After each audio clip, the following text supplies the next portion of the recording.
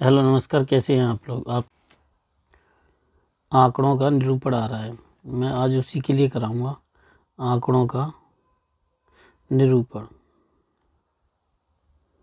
देखिए, ये बहुत बेसिक से एडवांस लेवल की क्लास है, आपको समझ में आ जाएगी। अब देखिए, सबसे पहले जब हम आंकड़ों का निरूपण निकालें या आंकड़ों को सॉल्व करें डीआई को, तो हमें कुछ बेसिक चीज़ें पता होनी चाहिए। अगर आपको वो चीज़ें नहीं पता हैं तो आप समझ लीजिए फिर नहीं कर सकते। सबसे पहले आपको परसेंटेज, जैसे मैंने कहा 3/8 है, इसको परसेंटेज में कन्वर्ट करना है, change to percentage. But how, तो मैंने बताया था कि जब परसेंटेज में चेंज करते हैं तो मल्टीप्लाई करते हैं 100 का, और जब रिमूव कर रहे होते हैं परसेंटेज के लिए तो 100 का डिवाइड करते हैं, ठीक है, भाग दे देते हैं। तो यहाँ पर अगर मुझे परसेंटेज में चेंज करना है तो 100 का मल्टीप्लाई इसका इसमें, ये 20 हो गया, तो कितना हो गया 60%। जब माना मैंने कहा 60% है कोई वैल्यू और मुझे उसे भिन्न में बनाना है, तो 60/100, 0 से 0 कट 3/5। तो ये आप समझ में लीजिए, अगर आपको ये आते हैं समझ में तो आप बहुत ज़रूरी है। अब देखिए, इसमें दूसरी चीज़ आती है, आपके तुलनात्मक भिन्न होती हैं, आपने शायद पढ़ी हो तुलनात्मक भिन्न। देखिए x - y/y, अब मैं इसको परसेंटेज में कन्वर्ट करने के लिए बोलूँ तो बस भाई x - y/y इंटू 100, ठीक है। अब जैसे एग्जांपल देखिए, 2012 में मैंने 60 करोड़ रुपए कमाए, ठीक है। 2013 में मैंने 72 करोड़ कमाए। बहुत बेसिक से बता रहा हूँ, इसमें बहुत अच्छे लेवल के क्वेश्चन भी हैं, आप अगर थोड़ा सा फोकस करते रहेंगे तो समझ में आ जाएगा, ठीक है। तो देखिए 72 - 60/60, अब इसे परसेंटेज में कन्वर्ट करना है, तो देखिए इंटू 100, तो आपके भाई कितना हुआ 12/60 इंटू 100, 12×5 = 60 और 5 दूनी 10, यानी कितना निकल के आया 20%, ठीक है। यही आपका आंसर होगा। अब इसमें कुछ और भी है जो मैं आपको बताता चलूँगा, लेकिन आपको अगर ये बेसिक चीज़ें समझ में नहीं आती तो आप समझ लीजिए फिर सीखना बहुत मुश्किल है। अब देखिए, इसमें मैं आप लोगों के लिए कुछ बताता हूँ। आपको औसत पता होगी, औसत जो होता है, औसत निकालने की आपको ट्रिक पता होनी चाहिए। औसत का जो फॉर्मूला होता है वो क्या होता है आपका, कुल योग, कुल पदों का योग, जो आपका क्या होता है, समूह जितना होता है उन सभी का योग होना चाहिए, और नीचे होता है कुल पदों का योग आपके, कुल पदों का योग, ठीक है। ये औसत का फॉर्मूला होता है। अब देखिए, इसमें मैं आप लोगों के लिए क्वेश्चन कराता हूँ, आपकी समझ में आ जाएंगे, ठीक है। यहाँ से पढ़ना स्टार्ट कीजिए। देखिए, अब मैं आपके लिए क्वेश्चन करा रहा हूँ, एक एक करके कराऊंगा, तो आपकी आराम समझ में भी आ जाएंगे और आपको कोई परेशानी भी नहीं होगी, ठीक है। यहाँ पे वो कहता है कि लेखा विभाग में आपके 50.4 डिग्री और 136.8 डिग्री, विपणन विभाग में आपके 79.2, IT विभाग में 57.6 और HR विभाग में 36। कुल कर्मचारियों की संख्या इतनी है, लेकिन उसमें ये दे रखा है पुरुष इतने हैं और महिला इतनी है। ये बात बहुत आराम से याद रखना, अगर कुल पूछे जाएंगे तो 5 होंगे, और बाकी जो जैसे कुल इनके पूछ लिए हैं HR के, तो कितने हो जाएंगे आपके 25 हो जाएंगे, ठीक है। आप अगर कुल पर भी फोकस करके रखेंगे, आपको टाइम हो तो बना लीजिएगा। ये 5 हो गए और ये आपके 13 हो गए, ठीक है। अब सबसे पहले इसमें पढ़िए क्वेश्चन में क्या कहता है, कुल उत्पादन विभाग में कार्यरत पुरुषों की संख्या उस विभाग में कार्यरत कुल कर्मचारियों की संख्या का कितना प्रतिशत है, वो ये आपसे पूछ रहा है। तो पहले देखिए, हम किसी को अभी संख्या में परिवर्तन करने के लिए, जो कि आपके डिग्री में दिया गया हो, जैसे 6 डिग्री दे रखा हो, तो इसको परिवर्तन करने के लिए संख्या में हम कैसे करते हैं। तो देखिए, सबसे पहले कुल जो कर्मचारियों की संख्या है वो कितनी है आपकी 3250। अब वो आपसे ये कह रहा है कि उत्पादन विभाग में कुल कितने, ये हैं 136.8 डिग्री। तो देखिए, इसको आपको कन्वर्ट करना है कुल संख्या में, तो कैसे कन्वर्ट करेंगे, तो देखिए 32 50 गुणा, समझ लीजिए जो डिग्री होती है वो ऊपर लिखी जाती है, वह समझ लीजिए। आपकी जो भी वैल्यू होगी वो ऊपर और नीचे 360 का भाग, तो 136.8 डिग्री अपॉन 136 360, इससे इसको काट दीजिए और फिर ऐसे ही काट लीजिएगा। इनका आंसर निकल के आएगा 1235 आपका। ठीक है, ये आपका निकल के आ गया। तो इसमें क्या हुआ, आपको क्या पता चल गई कि उत्पादन विभाग में पहले आपको संख्या पता चल गई, कर्मचारियों की संख्या कितनी है भाई, इतनी। ठीक है, अब वो ये पूछ रहा है उसमें कार्यरत जो संख्या है वो कितनी है। ठीक है, तो देखिए सबसे पहले यहाँ पे आ जाइए आप लोग कि कितनी है, 1235 हो गई। अब इसमें वो ये पूछ रहा है कि कुल पुरुषों की संख्या, तो भाई ये रहे पुरुष, और टोटल कितने हैं आपके 5। तो देखिए कुल निकाल लीजिए, यहाँ पे आपको पुरुषों की संख्या निकालनी है, तो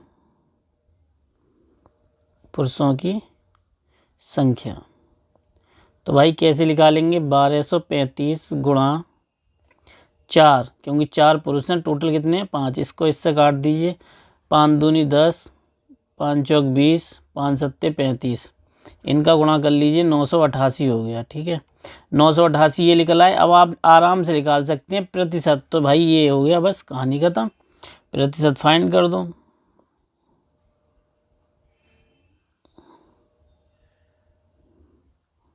प्रतिशत देखिए कैसे निकलता है, कुछ क्वेश्चन आराम से करने होते हैं भाई, एकदम नहीं समझ में आएंगे, धीरे धीरे समझ लीजिए। प्रतिशत कैसे फाइंड होगा इनका, ये देख लो, 988 बटे 1235 गुणा 100, काट पीट लीजिए, आपकी समझ में आ जाएगा भाई आराम से। 2 4 7 और ये आपके कितने हो गए 20। अब इससे आप इसको काट दीजिए, ये 4 बार कट जाएगा, भाग दे लीजिए, 4 दूनी 8, 80%। कितनी संख्या हुई, 80%। जो पहला वाला क्वेश्चन था, ये मैं इसलिए धीरे धीरे बता रहा हूँ ताकि आपकी समझ में आ सके। तो ये वाले पहले का आंसर कितना है भाई, इसमें से कोई आंसर दे रखा है क्या आपका, कोई आंसर नहीं है इनमें से, तो इसका आंसर क्या है, मैं बहुत एडवांस लेवल के क्वेश्चन करा रहा हूँ इसलिए आपकी ये 80% है, जो कि इसमें है नहीं। ठीक है, तो ये आंसर आपका सही होगा, ये सही होगा। आप दूसरे पे आ जाइए, IT विभाग में कार्यरत महिलाओं की संख्या सभी विभागों को मिलाकर संगठित कार्यरत कर्मचारियों की संख्या का कितना प्रतिशत होगा। क्वेश्चन तो वही है मेरे भाई, चाहे महिलाओं के लिए सही। अब मैं इसको रिमूव कर दे रहा हूँ क्योंकि मुझे दूसरा क्वेश्चन करना है इसलिए। ठीक है, ये आप स्क्रीनशॉट ले लेना जब भी करो, कुछ भी वो जो आपको अच्छा लगे। ठीक है, तो यहाँ से इसमें करते हैं IT के विभाग में। तो देखिए वही एक फॉर्मूला है, वो ये 3250 गुणा। अब इसमें कितनी है IT विभाग में, IT विभाग में सबसे पहले यहाँ से देखिए 57.6,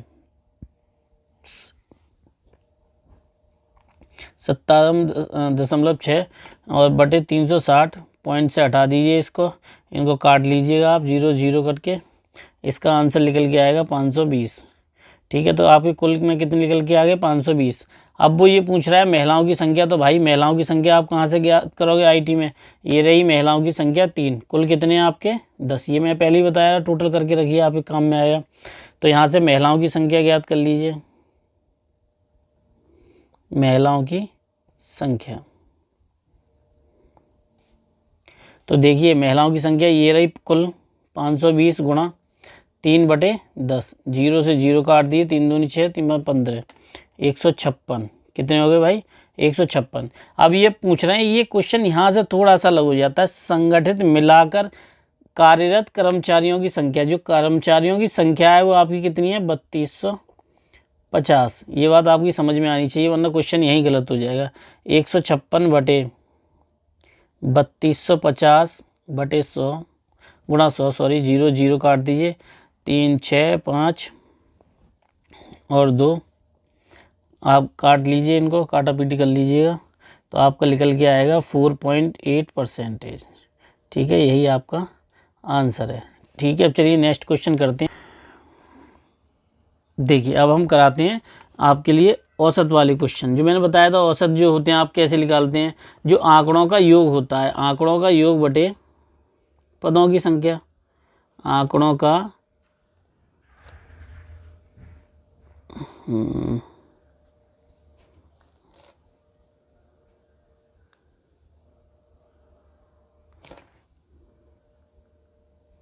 देखिए अब हम क्वेश्चन करते हैं। देखिए मैंने औसत वाले आपको क्वेश्चन कराए थे। औसत वाले में जो मैंने आपको बताया था, शुरुआत में ही बता दिया था कि आंकड़ों का योग, संख्या का योग बटे पदों की संख्या। ठीक है, अगर आप फ्री में भी नहीं पढ़ सकते तो समझ लीजिए, पर कुछ नहीं कर सकते जीवन में। तो यहाँ से सब देख लीजिए। यदि विराट कोहली द्वारा एक दिवसीय मैचों की संख्या 5 पारियों में 55, 45, 75, 35, 95 रन बनाए गए तो उनकी औसत पारी ज्ञात कीजिए। भाई औसत ज्ञात करने का सबसे अच्छा तरीका है, इन सबको ऐड करो।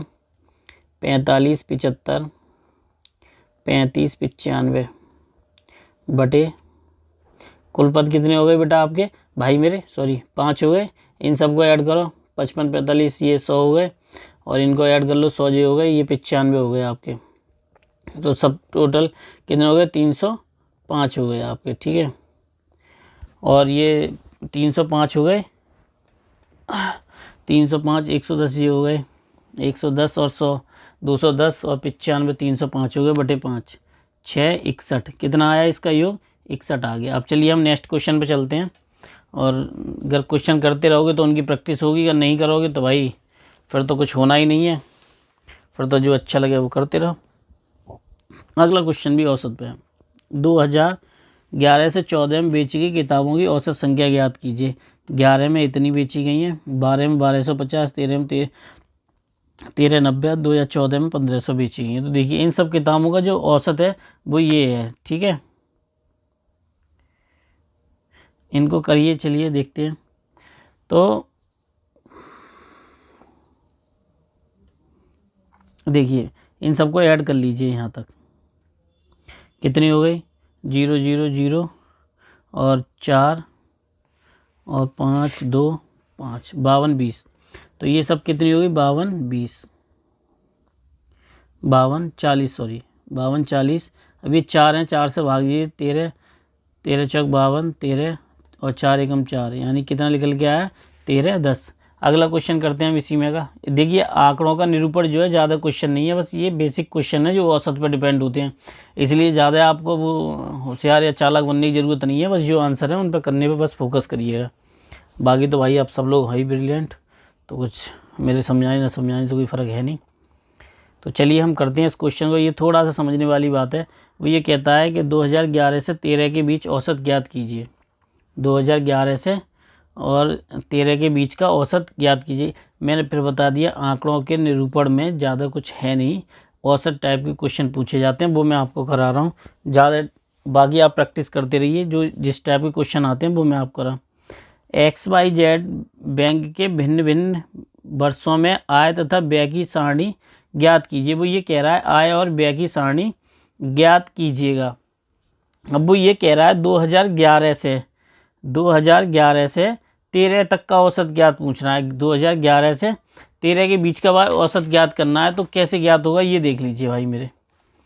सबसे पहले तो आप ये निकाल लीजिए, 2011 में 52 है, फिर 60 है और 72 है। ये क्लियर बात हो गई। तो देखिए 52 + 60 + 72 बटे 3। तो देखिए ये 4 और 7 12 12 और 60 184, 184 बटे 3 आप निकाल लीजिए। आपके कितने निकले, 61, 3 6 18, 4 एकम 4.33 करोड़ रुपए। ठीक है, ये करोड़ में पूछा गया था। तो चलिए हम, हटा यार दिमाग खराब हो जाता, वीडियो बना दो ना। चलिए हम क्वेश्चन देखते हैं। इस तरीके क्वेश्चन अक्सर एग्जाम में पूछे जाते हैं और पार्ट भी बनते हैं। वो ये पूछ रहा है 2012 में पिछले वर्ष से कंपनी के लाभ में कितने प्रतिशत की वृद्धि हुई है। देखिए पिछले वर्ष को जानने के लिए सबसे पहले आपको पता होनी चाहिए, ये रहा 2012 और ये रहा 2011, ये रही लाइन। ये देखिए 2011 में आपको 20 करोड़ रुपए का फ़ायदा, 20 करोड़ रुपए की आय थी। ये रहा 2012 आपका, 2012 में ये रहा आपका डाटा, यानी कितने की हुई आपको, 70 करोड़ की 2012 में। 70 करोड़ रुपए का, ठीक है। अब हमें निकालना कैसे है वो देख लीजिए। पिछली वाली को ही हम लेके चलते हैं, 70 माइनस 20/20 इंटू 100।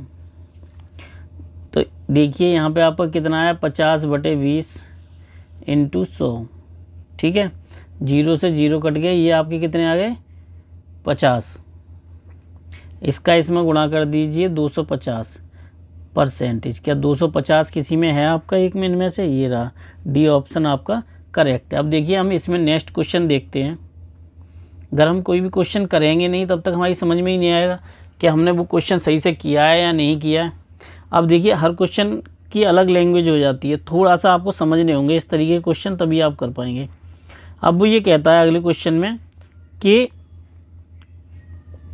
2000, अगले क्वेश्चन में कहता है 2010 में यदि कंपनी की आय 120 करोड़ रुपए है, ठीक है, तो कंपनी का लाभ प्रतिशत कितना था। तो कंपनी का लाभ प्रतिशत कितना था। तो एक बात समझ लीजिए, सबसे पहले उसने एक बात क्लियर कर दी है। क्वेश्चन नंबर है आपका 14वां का आंसर, ठीक है। 2010 में 120 करोड़ रुपए उसके पक्के थे। रेखा चित्र में अब 2000 इसमें देख लो भाई, 2000 इसमें कितने हैं उसके, 2010 में है उसके 30 करोड़ रुपए, ठीक है भाई मेरे, 30 करोड़ रुपए। अब आपको लाभ प्रतिशत वो पूछ रहा है, तो भाई सीधी सी बात है, 120 से 90 करोड़ रुपए की बात है। कितने की बात है भाई, 90। अब वो लाभ प्रतिशत पूछ रहा है आपसे, तो आपको वो तभी पता चलेगा जब आप परसेंटेज उसकी निकालेंगे। यहाँ से इसको निकालिए, कितना है 30, 120/30/90, ये जो निकल के आया ये, ये लिखने में थोड़ी मिस्टेक हो गई। तो इसमें देखिए कितना आपका निकल के आया, वो कहता है कि जो आपके हैं वो कितना है, 30 करोड़ रुपए, 30 करोड़, और लाभ कितना निकल के आया उसका, 90/00, 0 से 0, 3 3 का 9, 100/3 तो 33, सही, 1/3 आपके परसेंटेज, ठीक है। अब राउंड फिगर में ये 33 भी करके लिखा हुआ है तो ठीक है, क्योंकि 50, मैं आपको बता दूं, अगर 5 से कोई पॉइंट नीचे होता है तो उसको हम वही मान लेते हैं जो लास्ट का होता है। तो 33 आपका होगा, तो आपका आंसर क्या हुआ, 33, ठीक है। आपका सी आंसर है इसका। अब देखिए हम अगले क्वेश्चन पे आते हैं इसकी, और मैं आप लोगों को ये बताऊं कि आंकड़े थोड़े से आपको आराम से समझ लोगे, एक दो बार तो समझ में आया। जो आंकड़े निरूपण में हैं आपके, जो सिलेबस में दे रखे हैं वही पढ़ा रहा हूँ, इसके सिवा कुछ और नहीं पढ़ा रहा हूँ। अगला क्वेश्चन पढ़ते हैं, बिल्कुल सेम वही क्वेश्चन है, बस थोड़ा समझ लीजिए। 2011 में 90 करोड़ है, तो लाभ प्रतिशत कितना होगा भाई, 2011 ले लो। 2011 में भाई माने कह दी 90 करोड़ मेरे हैं 2011 में। अब यहाँ देख लेते हैं 2011 और ये रहा 20, कितना है मेरे भाई 20, इनका कितना निकल के आया 70। तो 20/70 गुणा 0 0, इससे काट दीजिए, और आपका हो गया भाई 200 वैसे तो मुझे उम्मीद है आपको परसेंटेज आती होगी सादा वाली, लेकिन नहीं आती है तो फिर भी आप एक बार देख लीजिएगा। 28.57 आप इसको 29 भी लिख सकते हैं, क्योंकि ये राउंड फिगर में 5 के अगर ऊपर 5 आ जाता है तो समझ लिया अगला नंबर यहाँ बढ़ा दिया जाता है। 29 हो गया, 29%, क्योंकि इसमें दे रखा है परसेंटेज इस तरह। और ये मैं आपको अच्छे लेवल की DI करा रहा हूँ, शायद कोई कराए। तो चलिए मैं आप लोगों से मिलता हूँ अगली क्लास में।